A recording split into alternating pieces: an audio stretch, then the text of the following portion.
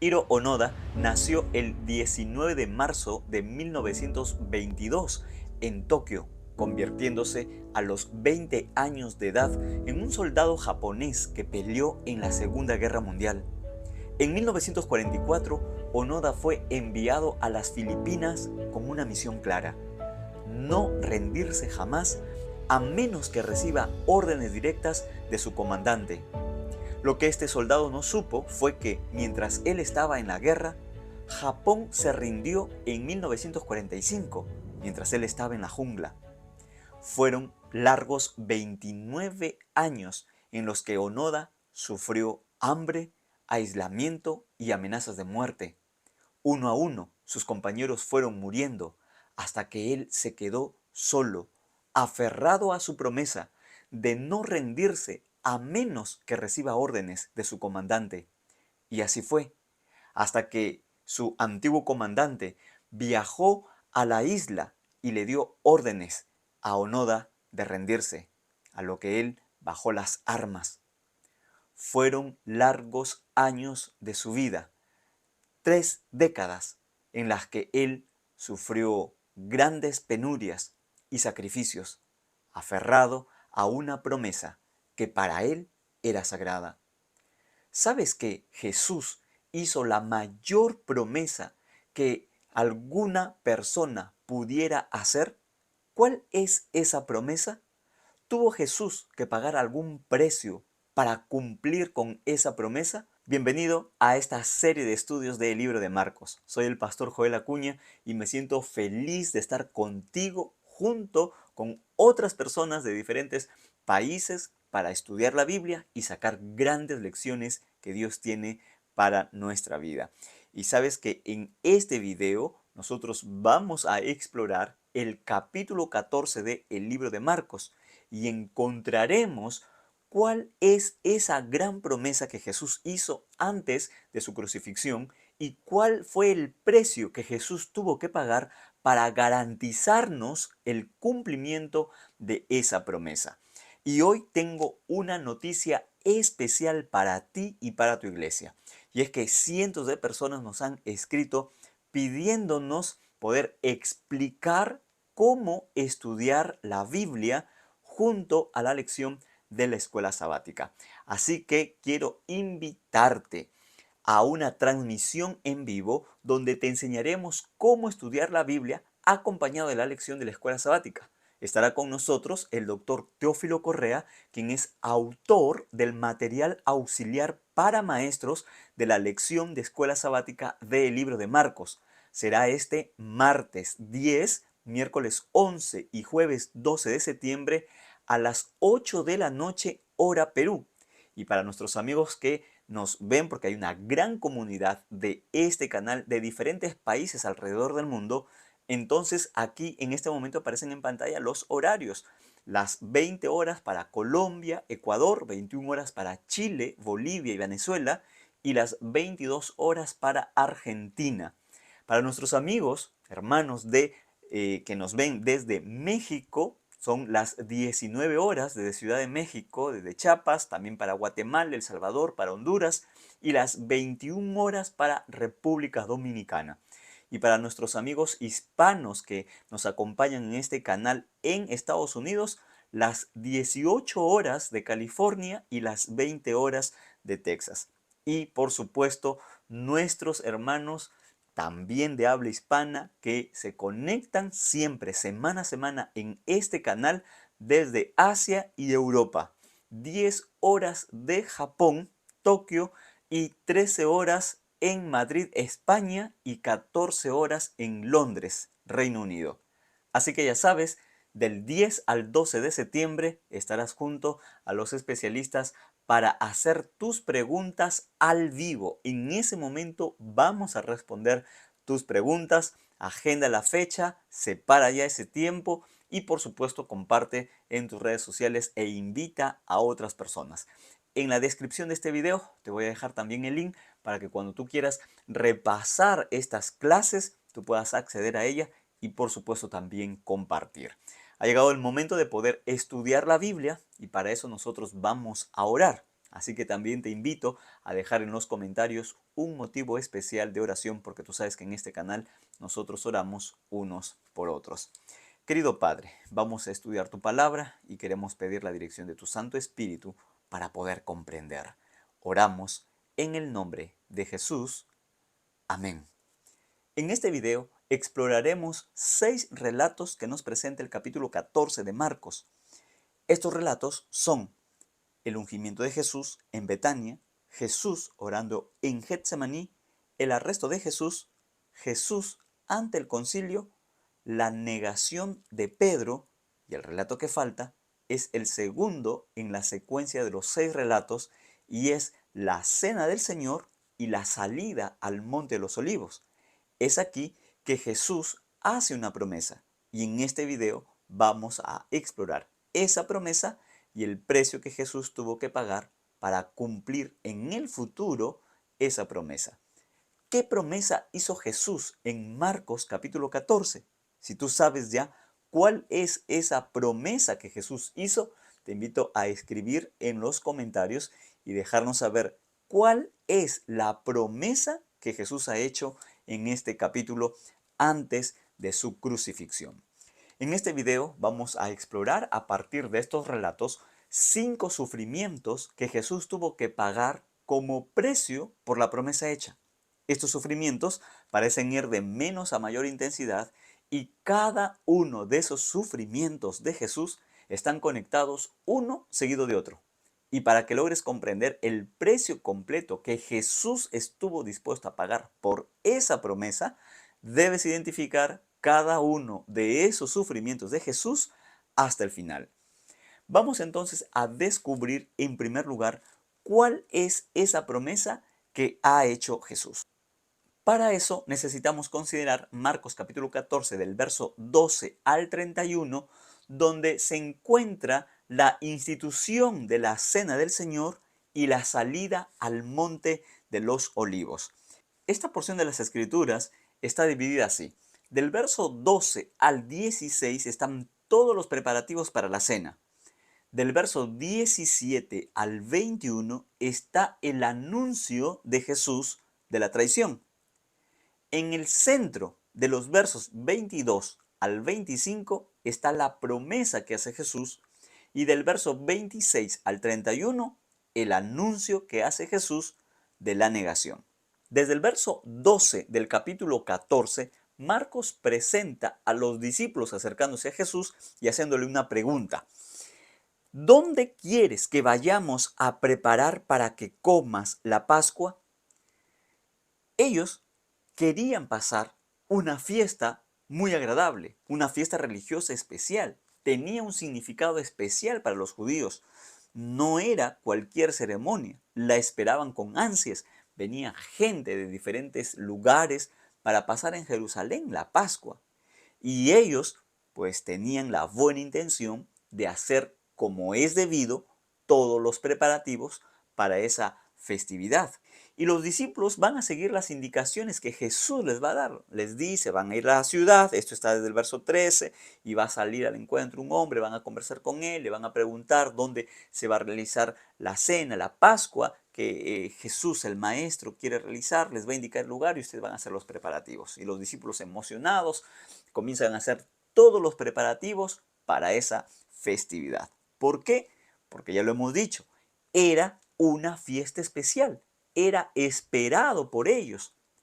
Lo que no sabían los discípulos es que esa Pascua, esa fiesta, sería diferente a todas las Pascuas que ellos habían participado alguna vez. ¿Por qué?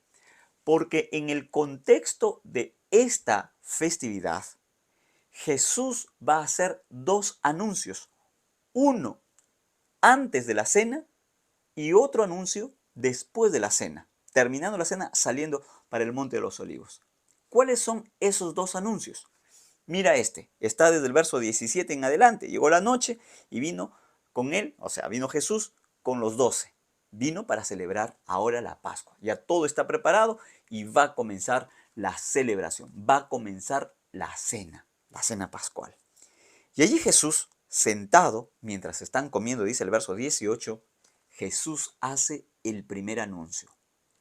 El anuncio es este: de cierto os digo que uno de vosotros me va a entregar, uno que come conmigo. Esto, pues, cayó como una noticia fuerte, dura, fría para los discípulos. Acuérdate una vez más, ellos están esperando pasar una Pascua, una celebración, igual que todas las Pascuas, igual que todas las celebraciones. Pero este anuncio sale de esa tradición de todas las fiestas que ellos han celebrado. Y pues Jesús está anunciando básicamente la traición que va a realizar uno de sus discípulos, que es Judas, y que más adelante nosotros vamos a estudiar este cumplimiento de ese anuncio. Bueno, la Biblia sigue mencionando entonces que cuando terminó la celebración, cuando terminaron de cenar, ellos salieron para el Monte de los Olivos, dice el verso 26, y mientras están yendo, mientras están saliendo al monte, Jesús hace, en este contexto de la cena, hace el segundo anuncio. ¿Qué anuncio? Mira lo que dice el verso 27. Les dijo: todos os escandalizaréis de mí esta noche, pues está escrito: heriré al pastor y las ovejas serán dispersas. Entonces allí, pues como era muy usual, Pedro interviene. ¿Qué dice Pedro? Verso 29. Aunque todos se escandalicen, yo no. Y Jesús le dice: te digo que tú hoy en esta noche, esto está en el verso 30, antes que el gallo cante, 2 veces me negarás 3 veces. Pero él, Pedro, con mayor insistencia decía: aunque tenga con morir contigo, no te negaré. Y todos decían lo mismo. El segundo anuncio.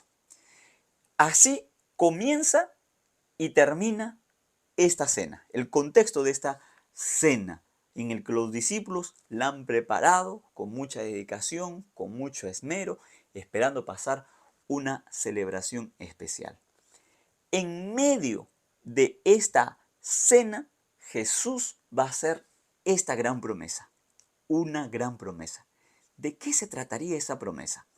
Jesús, dice la Biblia, que tomó, mientras comían, el pan, esto está desde el verso 22, y lo partió, dio las palabras que son conocidas: tomad, esto es mi cuerpo, y después tomó la copa, dice el verso 23, y habiendo dado gracias, bebieron todos.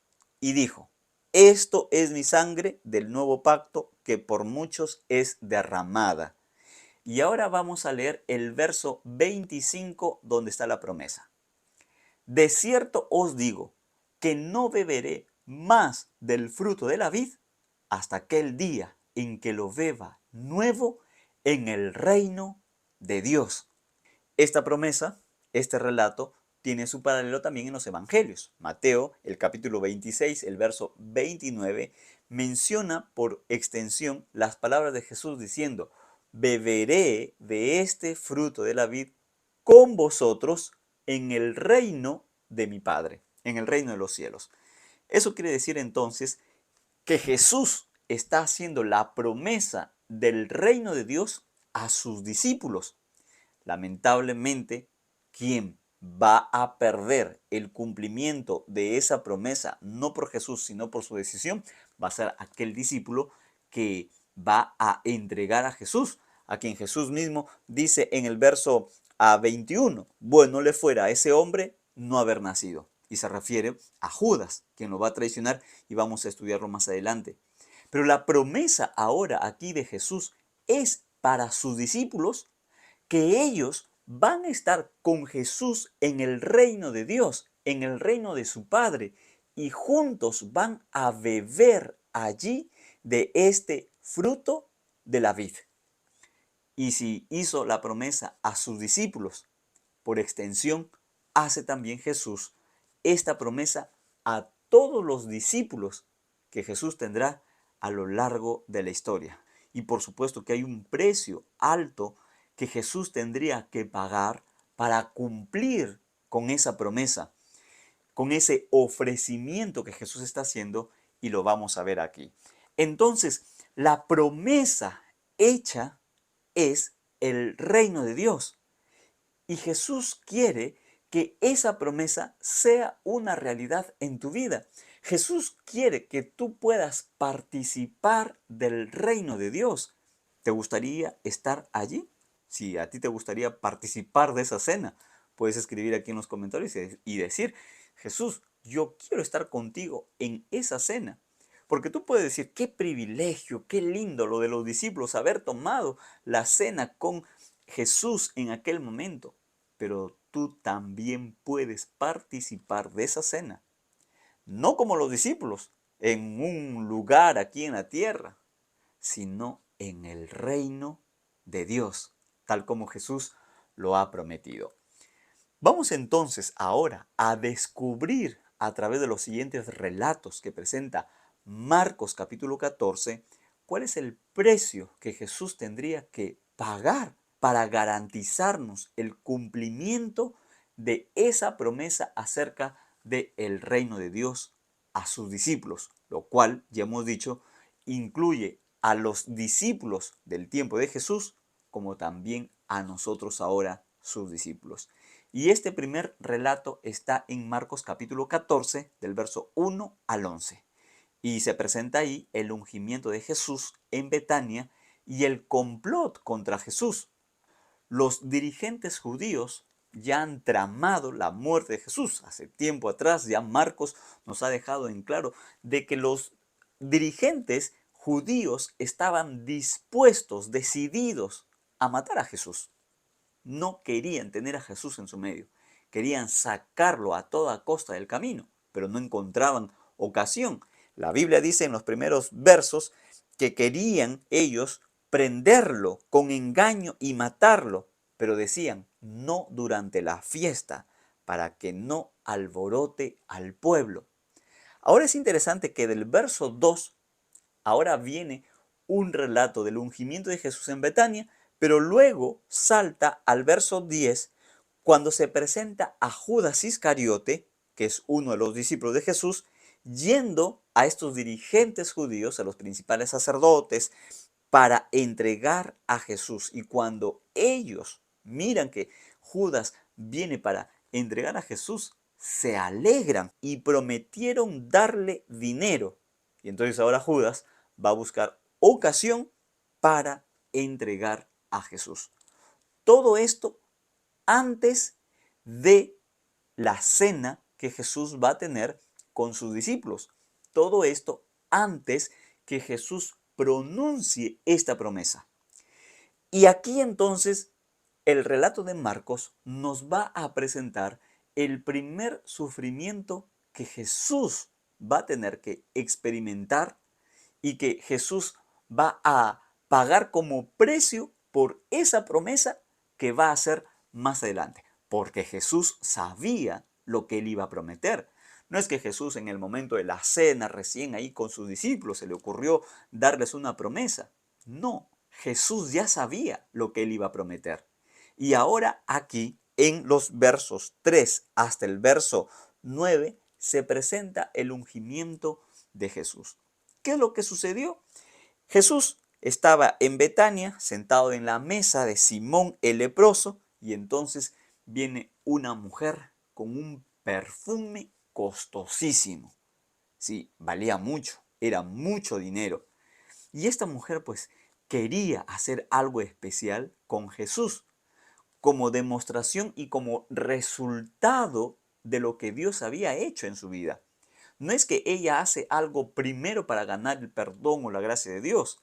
Recibe la gracia, recibe el perdón de Dios y como resultado de eso, ahora en ella brota de su corazón el deseo y el anhelo, y que lo va a cristalizar, de poder derramar este perfume valioso en la cabeza de Jesús. Y así fue, entró, quebró el vaso de alabastro, tal como dice el verso 3, y se lo derramó sobre la cabeza de Jesús. ¿Qué estaba haciendo esta mujer?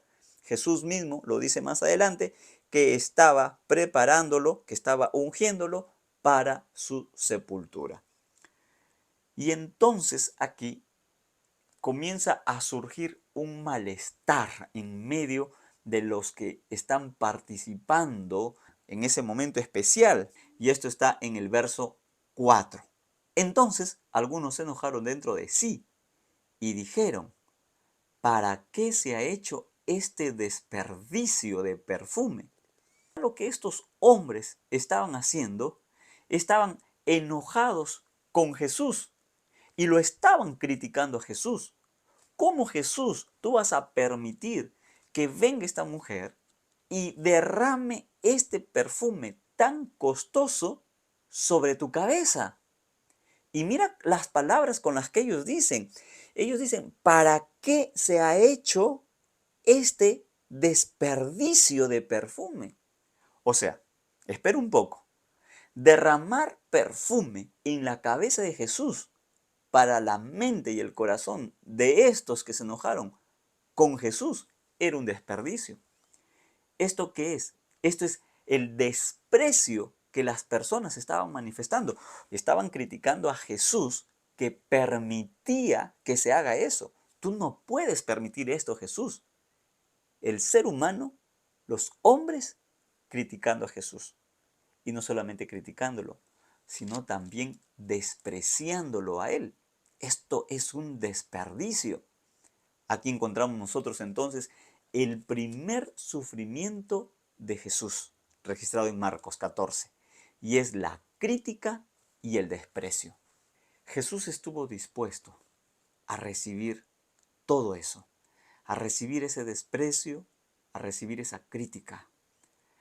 Estuvo dispuesto a pagar ese precio. ¿Sabes por qué?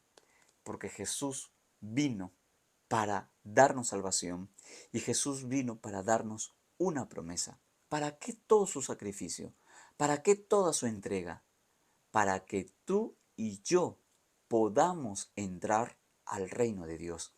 Que tú puedas ser un ciudadano del reino de Dios y que puedas sentarte a la mesa con Jesús y beber de ese fruto de la vid que Jesús ha prometido. Vamos a revisar entonces ahora el siguiente sufrimiento de Jesús, y esto está en el relato de la oración de Jesús en el Getsemaní. La Biblia presenta que después de que terminó la cena, salieron al monte de los olivos, y entonces Jesús se lleva a sus discípulos a un lugar que se llama Getsemaní, y mientras estaban sentados, Jesús les da una orden: siéntese aquí en tanto que yo oro. Y se lleva a algunos de sus discípulos. Se lleva a Pedro, a Jacobo y a Juan. 3 discípulos. No se llevó a todos. Llevó a 3 discípulos a un lugar especial. ¿A dónde llevaba Jesús a esos discípulos? Jesús los llevó a un lugar cercano a su oración. Jesús quería que estos 3 discípulos estuvieran con Él en el momento más especial y cuando Él más los necesitaba. Jesús comparte con estos 3 discípulos cómo Jesús se siente. Tal vez en este mismo momento tú estés pasando por una situación muy difícil, y esa situación puede ser en tu matrimonio, porque estás al borde del divorcio. O puede ser con tus hijos, que los ves destruidos en las drogas, en la delincuencia. O puede ser que estás en un momento de enfermedad, una enfermedad terminal, o estás sin trabajo, estás sin dinero, estás en una crisis financiera. ¿Cómo te sientes? ¿Has compartido ya este dolor y sufrimiento con alguien? Pues esta experiencia de Jesús en el Getsemaní te invita a ti a compartir con alguien, porque te va a ayudar. Ah, pastor, pero yo no sé con quién compartir. Yo no confío en nadie.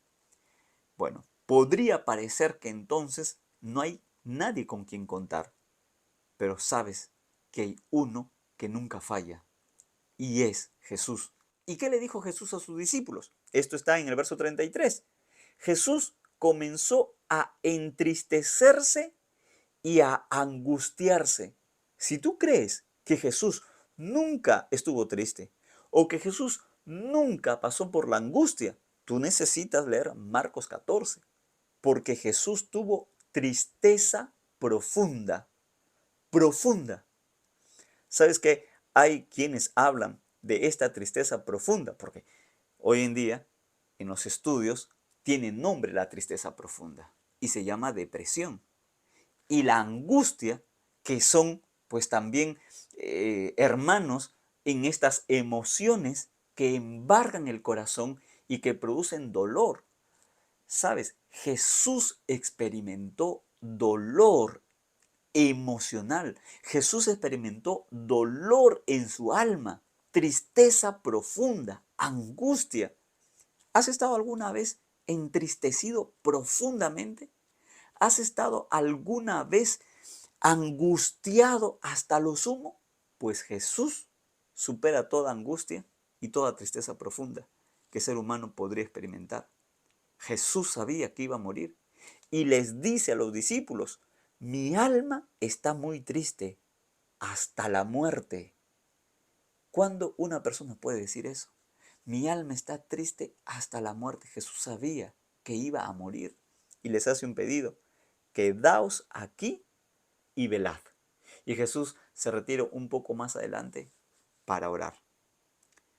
Y cuando Jesús viene, los encuentra durmiendo. El texto bíblico dice que vino, los halló durmiendo, el verso 37, y dijo: Pedro, Simón, ¿duermes? ¿No has podido velar una hora? Velad, orad. Y Jesús se va otra vez. Y luego regresa y los vuelve a encontrar durmiendo. Pero Jesús les había dicho que estaba triste, que estaba muy triste, que estaba angustiado y triste hasta la muerte. ¿Qué estaba buscando Jesús en sus discípulos? Estaba buscando un apoyo especial en ellos. Jesús es Dios. Jesús vino como un ser humano. Jesús no se disfrazó de hombre. Jesús no tomó solo una apariencia de hombre. Jesús se hizo hombre. Jesús es Emmanuel, Dios con nosotros. Y Jesús sabe lo que es el dolor. Jesús sabe lo que es el sufrimiento. Jesús sabe lo que es la angustia. Jesús sabe lo que es la tristeza. Si en este momento tú estás pasando por el dolor más grande de tu vida, por el drama más terrible que tú puedas haber experimentado en tus 20, 40, 60, 80 años de edad, Dios sabe, Jesús sabe lo que es el dolor en este mundo de pecado y de sufrimiento y de maldad. Jesús conoce muy bien lo que es eso. Y Jesús sabe lo que es esperar en alguien el apoyo emocional y no encontrarlo. ¿Qué es lo que pasó entonces Jesús aquí? Porque mira lo que dice la Biblia en Marcos 14:41. Vino la tercera vez y les dijo: dormid ya y descansad. Basta, la hora ha llegado. He aquí, el Hijo del Hombre es entregado en mano de los pecadores. Jesús ha venido por tercera vez y los ha encontrado durmiendo. ¿Pudieron hacer estos hombres lo que Jesús esperaba de ellos? No. ¿Cómo se llama este sufrimiento que Jesús tuvo que experimentar? Esto es la soledad. ¿Alguna vez buscaste ayuda? ¿Fuiste a alguien porque querías que te ayude, pero no te ayudó? ¿Cómo te sentiste? Solo, sola. Jesús también se sintió solo en ese momento, que había ido con sus discípulos, que luego se lleva a 3 más, pero Jesús está finalmente solo. La soledad, tener que atravesar por el momento más duro de su vida y atravesarlo solo. Tal vez tú ahora en este momento te sientas así, solo o sola. Estás sufriendo, estás llorando, estás derramando lágrimas. Quisieras contar a todo el mundo el drama que estás viviendo, pero no puedes, no tienes en quién. Pero déjame decirte que Jesús conoce tu dolor. Jesús conoce tus lágrimas. Jesús conoce tus sufrimientos. Y Jesús sabe que puedes estar ahora, en este preciso momento, sufriendo en soledad. Y Jesús te entiende. ¿Sabes por qué? Porque Jesús también sufrió la soledad en este mundo. Y sabes, Jesús la sufrió por amor. Jesús no necesitaba sufrir esa soledad. Jesús tenía su trono en el cielo. Jesús vivía en la comunión con el Padre y con el Espíritu Santo. Jesús tenía la adoración y la comunión con todos los seres celestiales, los ángeles en el cielo. Y vino a este mundo, renunció a esa comunidad celestial y divina del cielo para venir a este mundo y sufrir solo la angustia y la tristeza, solo por amor a ti y por amor a mí, para darte la oportunidad de que tú puedas ser un ciudadano del reino de Dios, para que tú puedas sentarte a la mesa de esa gran cena que el Señor tiene preparado para cada uno de nosotros.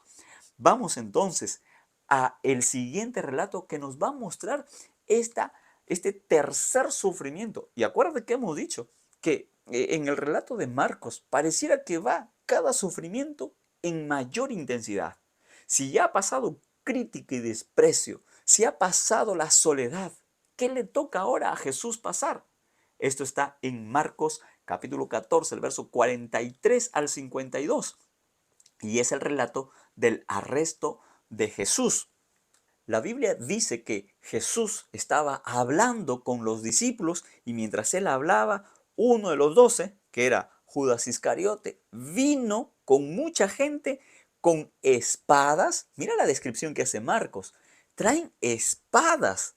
¿Qué más traen? Traen palos y estos de parte de los principales sacerdotes y de los escribas y de los ancianos. Pero lo triste de todo eso es que no vienen solo ellos, sino que vienen con uno de sus discípulos, Judas Iscariote. Y la Biblia dice en el verso 44 y 45 así: el que lo entregaba les había dado señal diciendo: al que yo bese, ese es, prendedlo y llevadlo con seguridad. Cuando vino, se acercó luego a él y le dijo: Maestro, maestro, y lo besó. Qué palabras tan elocuentes, pero carentes de afecto y de significado. Eran solamente apariencia, eran solo hojarasca, eran solamente hoja muerta, hoja seca. No tenía ningún valor sus palabras, por más que él pueda pronunciar maestro, maestro y darle un beso. ¿Alguna vez alguien te ha traicionado? ¿Alguna vez alguien hizo algo contra ti? Tú puedes haber pasado alguna experiencia de traición en esta vida. Te traicionó la persona que tú amabas, te traicionó un compañero de trabajo, te traicionó un amigo. ¿De qué manera? ¿Sabes que Jesús experimentó la peor traición que alguna persona puede experimentar? ¿Sabes por qué? Porque Judas traicionó a Jesús con un beso. Y es por eso que nosotros encontramos aquí este sufrimiento de parte de Jesús, recibir la traición de parte de uno de sus discípulos. ¿Y cómo van a Jesús con palos y con espadas? Jesús mismo les increpa a ellos y les dice: como contra un ladrón habéis salido con espadas y palos para prenderme. Yo estaba con ustedes, les dice, en el templo y no me prendisteis.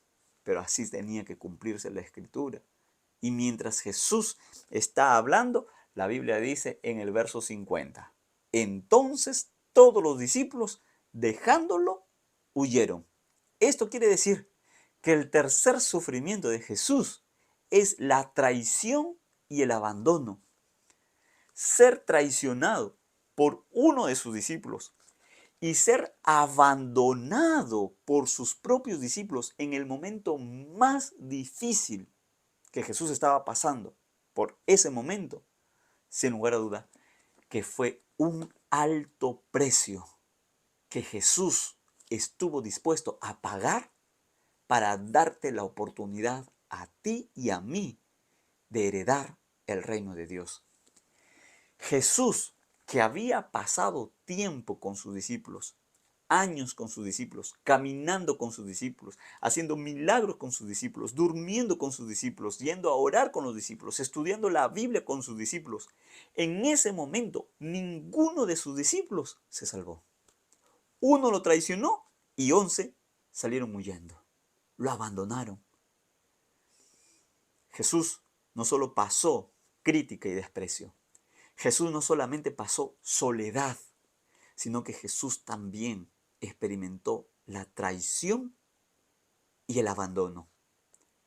¿Has sido ya traicionado alguna vez? ¿Has sido abandonado por las personas que más amabas? Por las personas que tú nunca pensaste que lo hicieran. Tal vez tus padres te abandonaron. O tal vez tu esposo, tu esposa te ha abandonado. O tal vez tus propios hijos.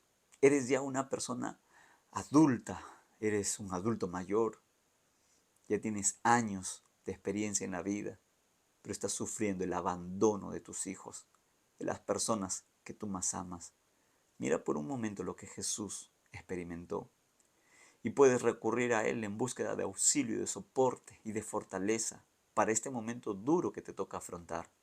Porque si hay alguien que sabe lo que es traición y abandono, es Jesús. Y si Jesús lo pasó, no fue porque Él necesitaba pasar por esa experiencia, sino porque Jesús decidió pasar por la traición y el abandono para darnos la oportunidad de entrar al reino de Dios. ¿Te das cuenta cómo estos sufrimientos de Jesús parecen ir en crecimiento y en intensidad? Pero esto no es todo. Todavía hay un cuarto sufrimiento más.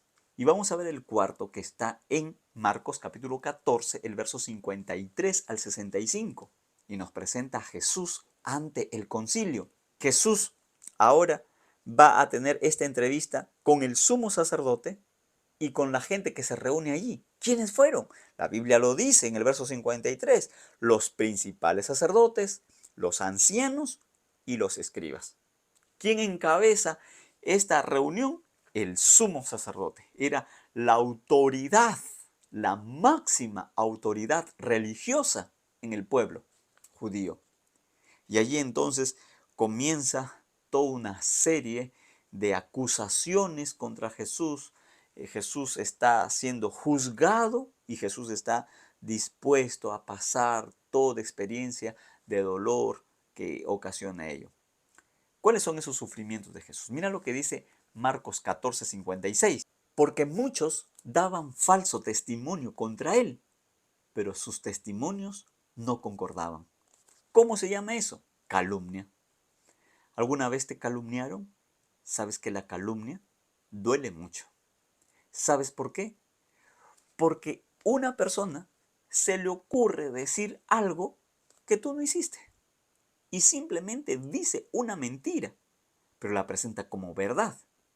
¿Y sabes qué es lo terrible de esto? Que muchas veces pues, las personas creen a las calumnias que hacen otras personas con el fin de dañar, con el fin de rebajar o incluso de destruir. Puede que estés experimentando ahora mismo este tipo de situación, de repente en un centro de trabajo, en una organización, en una empresa, donde alguien te ha calumniado porque quiere destruirte, porque quiere tu puesto, quiere tu cargo, quiere tu sitial, quiere la función que tú realizas, o simplemente por envidia, por celos o por la razón más, más rara que puede existir, pero ha emitido alguna calumnia y trae dolor y trae sufrimiento. ¿Por qué? Porque degrada una imagen, denigra a una persona, lo estigmatiza y pues ya lo hemos dicho, lamentablemente hay mucha gente que se cree un montón de calumnias. Mira, si alguien viene alguna vez a ti y te dice, tal persona ha hecho esto, dice esto, me hizo esto, me hirió, me maltrató, me trató así, sigue el consejo divino que Jesús nos ha dejado en su palabra para poder tratar esos casos. No emitas nunca un juicio a favor de una persona que viene a contarte algo que hizo otra persona. Hay pasos y hay procedimientos para poder tener el equilibrio correcto en estas situaciones. Marcos 14, el verso 65 dice, entonces algunos comenzaron a escupirlo, a cubrirle el rostro, a darle puñetazos y a decirle, profetiza. También los guardias le daban bofetadas. Todo esto significa entonces sufrimientos de parte de Jesús. Y este es lo cuarto, la calumnia, la agresión y la burla. Jesús estuvo dispuesto a sufrir la calumnia, la agresión física y las burlas por amor. ¿Por qué? Porque Jesús ha hecho una promesa. Allí en la cena con sus discípulos. Y la promesa es el reino de Dios. Con ustedes voy a tomar del fruto de esta vid, ya no más aquí, no más ahora, sino hasta que lo beba junto con vosotros en el reino de Dios. ¿Tuvo un precio muy alto que pagar Jesús por eso? Sí, y lo ha hecho por amor. Y si esto pareciera ser ya el colmo de todos los sufrimientos de Jesús, la crítica, el desprecio, ser despreciado por la gente, si pareciera que la soledad, la traición, el abandono, la calumnia, la agresión física y las burlas, los escupitajos, las bofetadas, los puñetazos, y es todo lo que podía haber pasado Jesús antes de su crucifixión, antes de su muerte. Todavía hay más. Y viene el quinto sufrimiento que Jesús estuvo dispuesto a pagar para cumplir y dar garantía del cumplimiento de su promesa. Y esto está en Marcos capítulo 14, el verso 66 al 72, y tiene que ver con la negación a Jesús. Pedro había seguido a Jesús. Estaba cerca a estos hombres que están juzgándolo. Desde el verso 54 dice que Pedro lo siguió de lejos hasta dentro del patio del sumo sacerdote.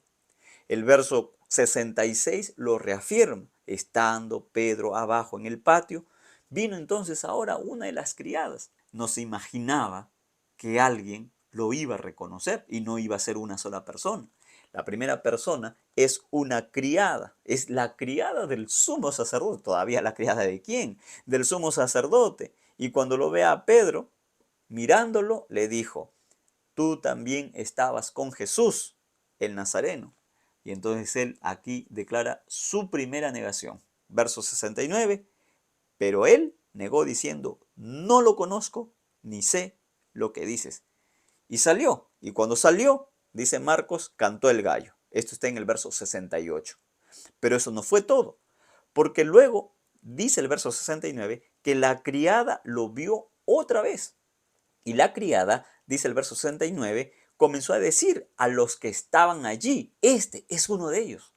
Pedro, una vez más, dice, no, yo no soy discípulo de él, no lo conozco. Y poco después, los que estaban allí dijeron otra vez a Pedro, verdaderamente tú eres uno de ellos. Tú eres Galileo, tu manera de hablar es semejante a los de ellos. O sea, lo delataba, no había forma. Pero él entonces dice el verso 71. Entonces él comenzó a maldecir y a jurar. No conozco a este hombre de quien habláis. Y cuando Pedro termina de decir estas palabras, la Biblia dice en el verso 72 que el gallo cantó la segunda vez. Pedro había terminado de pronunciar sus palabras de negación y de maldición. Maldición. Era su discípulo. Era la persona que siempre salía allí a relucir con los 12 discípulos.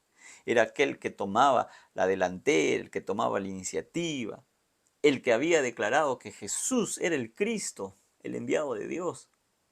Y ahora está maldiciendo. Ha negado a Jesús, no una, no dos, 3 veces. Y cuando el gallo cantó, la Biblia dice que entonces Pedro se acordó en el verso 72 de las palabras que Jesús le había dicho. Y pensando en esto, Pedro comenzó a llorar. Había fallado a la persona que le había prometido fidelidad. Había hecho una promesa a Jesús. Yo no me voy a escandalizar de ti. Aunque todos huyan, aunque todos se vayan, aunque todo el mundo se corra, yo no. Jesús le dice, me vas a negar. Yo no, Jesús, yo no. Alguien hizo en algún momento un pacto contigo y lo ha roto. Alguien ha hecho un compromiso contigo y lo ha quebrantado, lo ha pisoteado. Tal vez en este momento estés sufriendo porque esa persona que tú confiabas, querías y amabas, quebró y pisoteó el pacto matrimonial.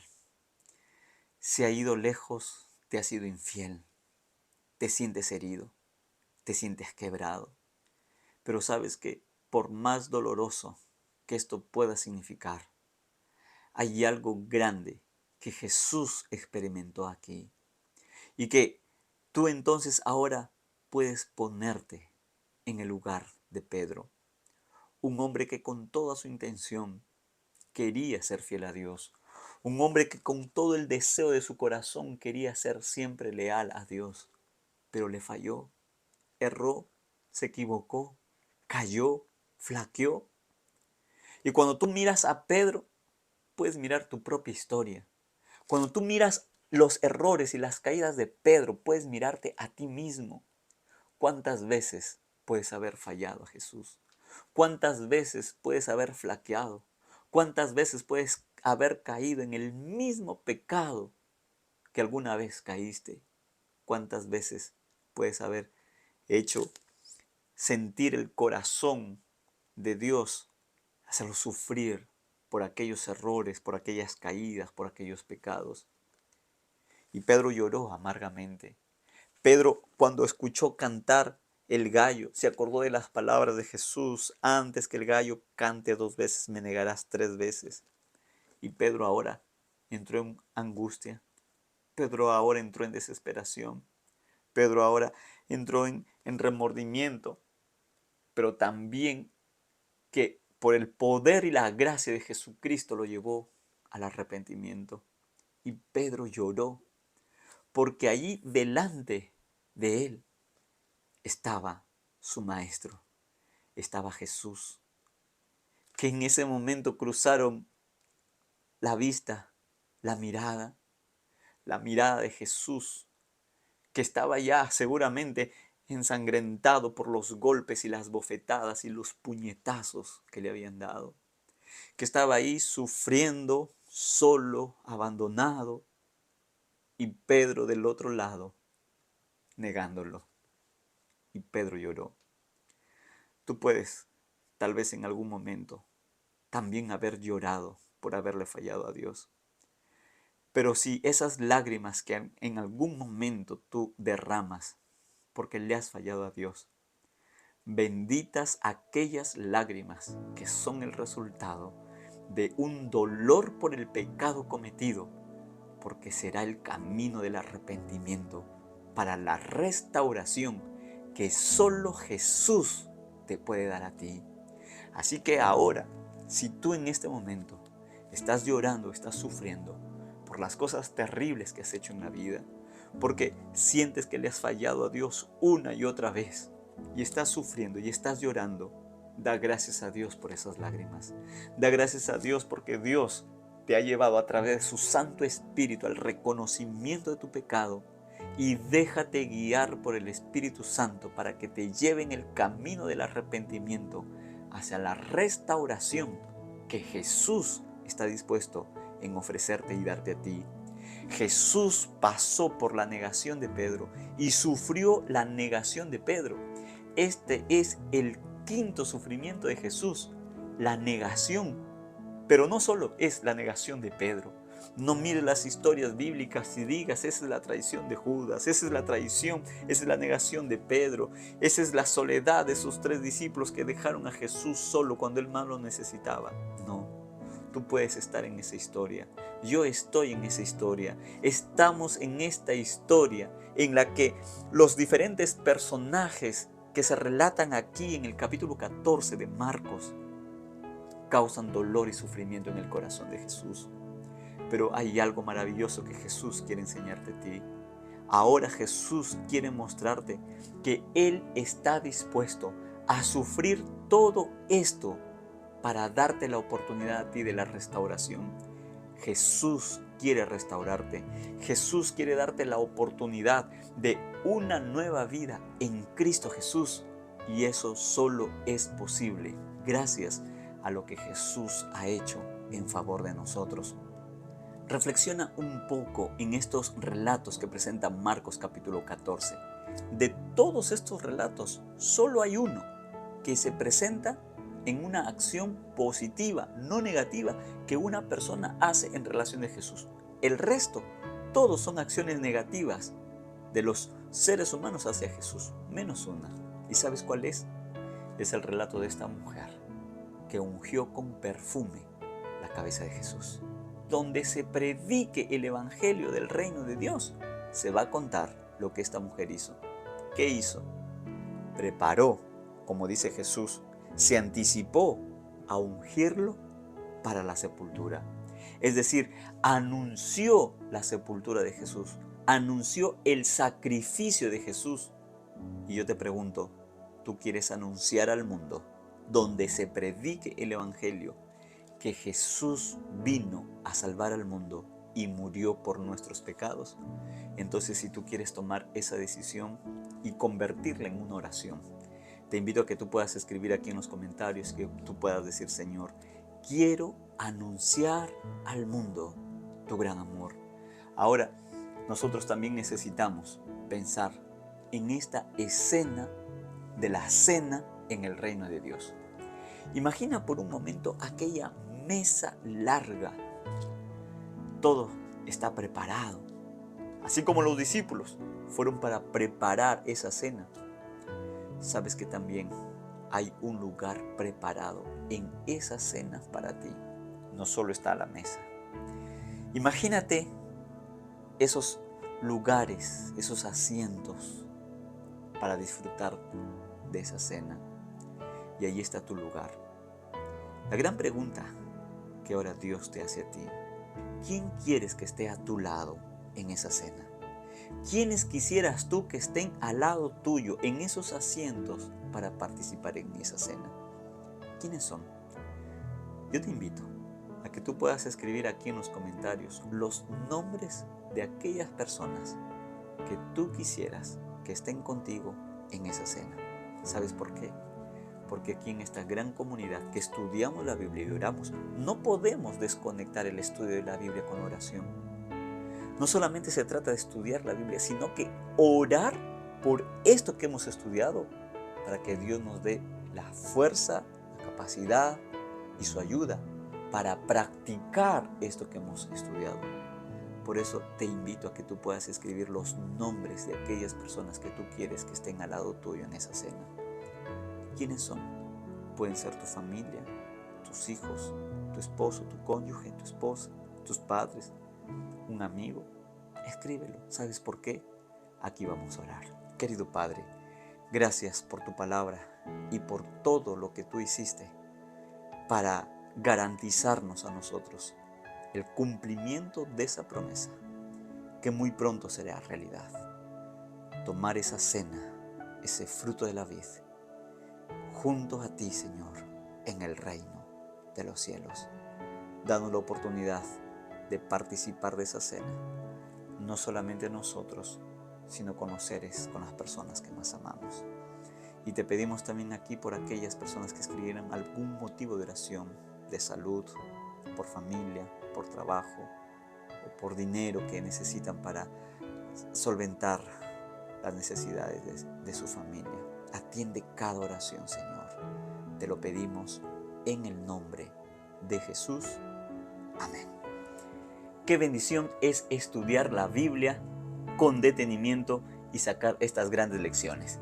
Si tú quieres aprender a estudiar la Biblia así, entonces te invito una vez más a este gran evento que nosotros transmitiremos aquí en vivo en este canal del 10 al 12 de septiembre, martes 10, miércoles 11 y jueves 12 de septiembre a las 8 de la noche, hora Perú, y los otros horarios lo vamos a compartir aquí en la descripción de este video, donde tendremos una entrevista especial y compartiremos todas estas herramientas con el doctor Teófilo Correa, que es autor del material auxiliar para maestros de la lección de escuela sabática del libro de Marcos. Así que no te pierdas esta oportunidad, podrás participar allí en vivo haciendo tus preguntas, así que ya sabes, pasa la voz, agenda esta fecha y comparte con otras personas. Si tú quieres seguir profundizando más en el libro de Marcos, te dejo aquí una serie de comentarios, capítulo por capítulo, que te va a encantar. Conmigo nos vemos en un nuevo estudio del libro de Marcos.